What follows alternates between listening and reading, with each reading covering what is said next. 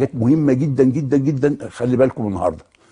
معلقه زيت الزيتون اللي على عسل النحل دي، حصل في امريكا حاجه غريبه قوي، ان في زي الاخ اللي سالني دلوقتي عن مرض السكر، سالته ان الوالدين عندهم سكر؟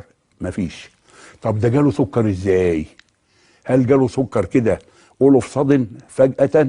لا. هو بيأتي ازاي؟ وجدوا ان 10 في الألف، 10 أطفال في كل 1000 طفل في أمريكا يصابوا بالسكر، رغم ان الوالدين الأصول ما عندهمش سكر. يجيبوا الكروموسوم رقم 16 في الذراع القصيرة على الموقع رقم 8، ويحللوا الدي ار او الدي كيو، يلقوا الدي ار ما فيش والدي كيو ما فيش، يبقى معنى ذلك الوالدين ما عندهمش اصول سكر. ايه اللي خلى طفل من بين الاطفال، يعني 5 اخوات، واحد فيهم بيصاب بالسكر؟ ليه؟ وجدوا ان ده بيصاب باللوز، واللوز بقى بتحصل فيها التهاب ويحصل له سخونه، بيودوا له طبعا للطبيب، يدي له ميديكيشن. الميديكيشن عباره عن مضاد حيوي وخافض للحراره وما الى غير ذلك.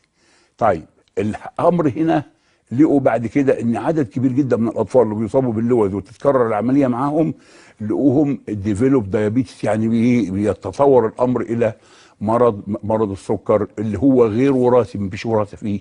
وجدوه 10 في الألف في امريكا. فوجدوا بالتحليل وباخذ مسحه، بيعملوا سواب مسحه للزور وياخدوها يحللوها، لقوا في فيروس اسمه كوكزاكي فيروس. يا اخوانا انا بتكلم الكلام ده في منتهى الاهميه للامهات، عشان اطفالنا دي حاجه في منتهى الاهميه اللي انا بتكلم فيها دلوقتي.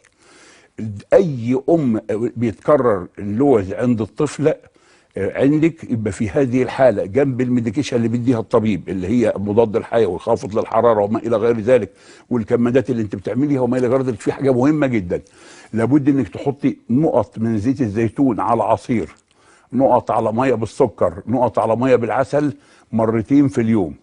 لان مشكله الكوكزاكي فيروس ده التركيب الجيني بتاعه، الجينيتك كود، الشهاد الوراثي بتاعه زي خلايا بيتا سيل في البنكرياس، نفس التركيب الجيني، نفس التركيب الارشاد الوراثي بتاعه. فالفيروس بيموت نفسه، البرودكت بتاعته، المكونات بتاعته او الاوت برودكت بتاعته هي اللي بتقطع الضفيره الوراثيه بتاعته. فلما بتتقطع الضفيره الوراثيه، ايه اللي بيحصل؟ المواد دي تليف خلايا البنكرياس في هذا السكر. فوجدوا ان مفيش حاجه تقضي على الكوكزاكي فيروس اللي بيجي في زور الاطفال الا زيت الزيتون. لما نشروها في امريكا نزلت ال10 اطفال في الألف الى 1 في الألف، لان هم عندهم الوعي الصحي. انا كده بشحت الامهات للكلام ده في منتهى الاهميه، الكلام اللي انا بقوله. معنا مين يا فندم؟